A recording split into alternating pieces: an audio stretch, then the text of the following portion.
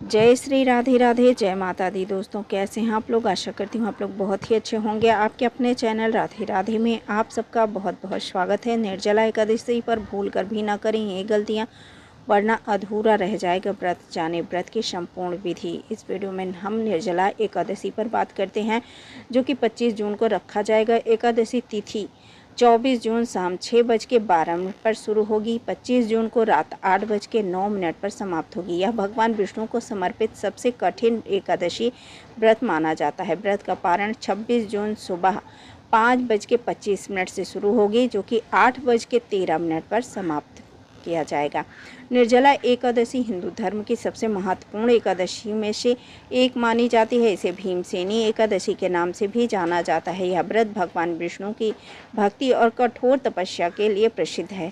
धार्मिक मान्यताओं के अनुसार इस एकादशी व्रत को करने से वर्ष भर की सभी एकादशियों का पूर्ण फल प्राप्त होता है। अन्य एकादशी व्रतों की तुलना में निर्जला एकादशी का व्रत अधिक कठिन माना जाता है, क्योंकि इसमें एकादशी के दिन सूर्योदय से लेकर द्वादशी के सूर्योदय तक बिना अन्न और जल ग्रहण किए उपवास रखा जाता है। भक्त इस दिन भगवान विष्णु की पूजा अर्चना करते हैं और अच्छे स्वास्थ्य, समृद्धि, लंबी आयु तथा आध्यात्मिक उन्नति की कामना करते हैं। मान्यता है कि पांडवों में से भीम ने भी इस व्रत का पालन किया था। वर्ष 2026 में निर्जला एकादशी 25 जून को मनाई जाएगी। निर्जला एकादशी 2026 की तिथि, शुभ समय क्या है वो आपको बता रहे हैं दोस्तों।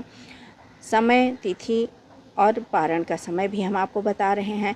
आशा करेंगे कि आप लोग वीडियो पूरा ज़रूर देखेंगे।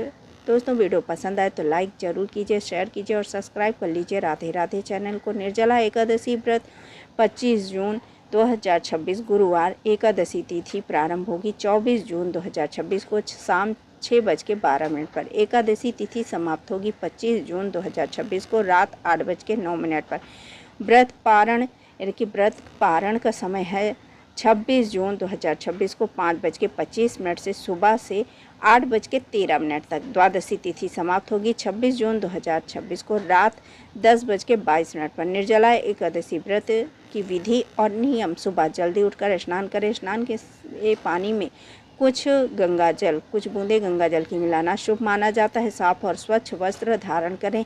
एकादशी के सूर्योदय से द्वादशी के सूर्योदय तक निर्जला व्रत रखने का संकल्प लें। भगवान विष्णु और माता लक्ष्मी की विधि पूर्वक पूजा करें।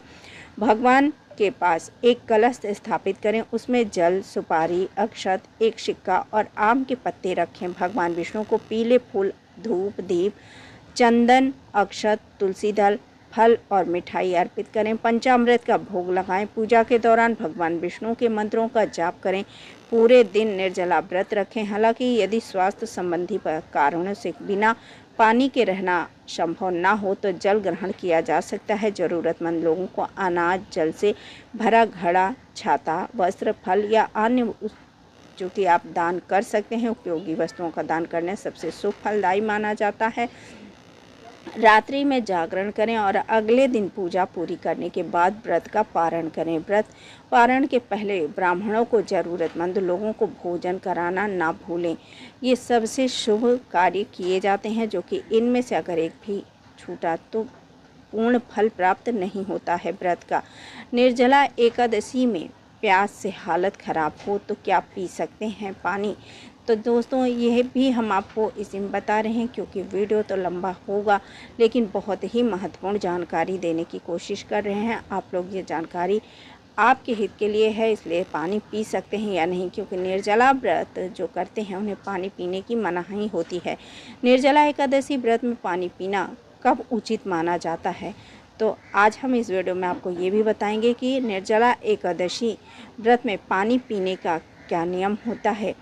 धार्मिक मान्यताओं और आपात स्थिति में अपनाई जाने वाली कुछ विधियां हैं जो आपको हम बताएंगे। एकादशी, निर्जला एकादशी, जो कि सभी एकादशी व्रतों में सबसे कठिन माना जाता है। इस व्रत में भगवान विष्णु की आराधना करते हुए अन्न और जल दोनों का त्याग किया जाता है। धार्मिक मान्यताओं के अनुसार जो व्यक्ति पूरी श्रद्धा और नियम के साथ यह व्रत करता है उसे सभी 24 एकादशियों के व्रत के समान पुण्य फल प्राप्त होता है। लेकिन कई बार व्रत के दौरान तेज गर्मी, कमजोरी या स्वास्थ्य संबंधी परेशानी के कारण प्यास बहुत अधिक लग सकती है। ऐसे में सवाल उठता है कि अगर गला सूख जाए और स्थिति गंभीर हो जाए तो क्या पानी ग्रहण किया जा सकता है? तो आइए आपको बताते हैं कि निर्जला एकादशी व्रत में जल ग्रहण करने से जुड़े कुछ नियम और कुछ मान्यताएं हैं जो कि हम आज आपको इस वीडियो के माध्यम से बताएंगे। निर्जला एकादशी में पानी क्यों नहीं पीते? निर्जला एकादशी का अर्थ ही है कि बिना जल के किया जाने वाला व्रत।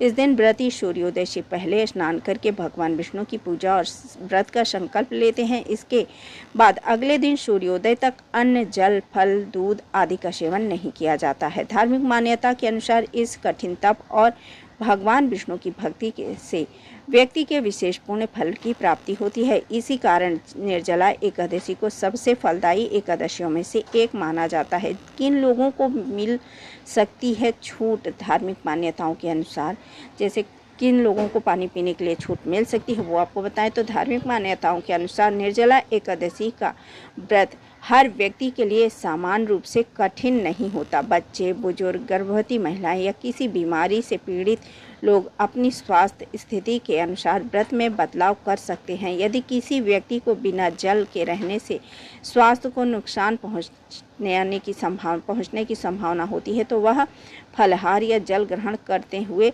भगवान विष्णु की पूजा कर सकते हैं। मान्यता है कि भगवान को भाव और श्रद्धा देखते हैं। अपनी क्षमता के अनुसार किया गया व्रत और भक्ति ही महत्वपूर्ण मानी जाती है। अगर प्यास से हालत खराब हो जाए तो क्या करें?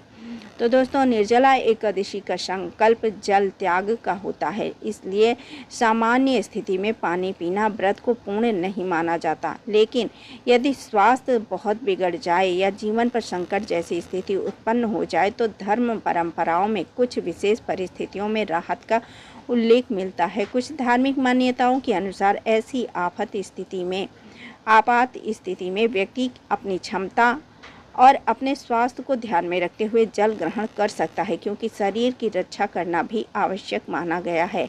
आपात स्थिति में पानी पीने की मान्यता कुछ धर्म आचार्यों के अनुसार यदि कोई व्यक्ति निर्जला एकादशी का कठोर व्रत रख रहा है और बहुत अधिक कमजोर महसूस कर रहा है तो पूजा पाठ और भगवान विष्णु का स्मरण करने के बाद जल ग्रहण कर सकता है। कुछ परंपराओं में यह भी मान्यता है कि यदि व्रत पूरा करना संभव न हो तो सूर्यास्त के बाद कुछ समय प्रतीक्षा कर के जल ग्रहण किया जा सकता है। हालांकि अलग अलग स्थानों पर और अलग अलग परंपराओं के इसके कई नियम अलग अलग तरह से मिलते हैं। निर्जला एकादशी में व्रत का महत्व क्या है? दोस्तों, निर्जला एकादशी केवल भोजन और जल का त्याग नहीं है, बल्कि यह आत्म संयम, भक्ति और भगवान विष्णु के प्रति समर्पण का प्रतीक मानी जाती है। इसलिए इस व्रत रखते समय अपने शारीरिक क्षमता का ध्यान रखना भी बहुत जरूरी है। जो लोग स्वास्थ्य के कारणों से निर्जला व्रत नहीं कर सकते हैं वे भगवान विष्णु की पूजा, मंत्र जाप और श्रद्धा के साथ अपनी भक्ति कर सकते हैं। दोस्तों, रही बात अगर नहीं रहा जा सकता है तो जल पी सकते हैं। जिसे भी प्यास के बिना बहुत ऐसे होते हैं बीमार हो जाते हैं लोग, तो ऐसा ना करते हुए जल पीने में कोई दोष नहीं है।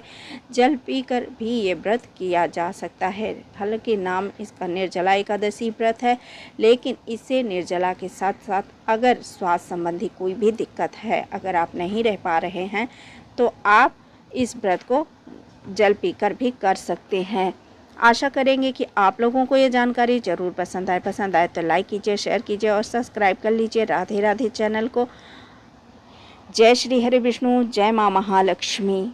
भगवान विष्णु और माता लक्ष्मी अपने भक्तों पर सच्ची श्रद्धा रखने वालों पर सच्ची कृपा बनाए रखें। जय श्री हरि विष्णु, जय माँ महालक्ष्मी।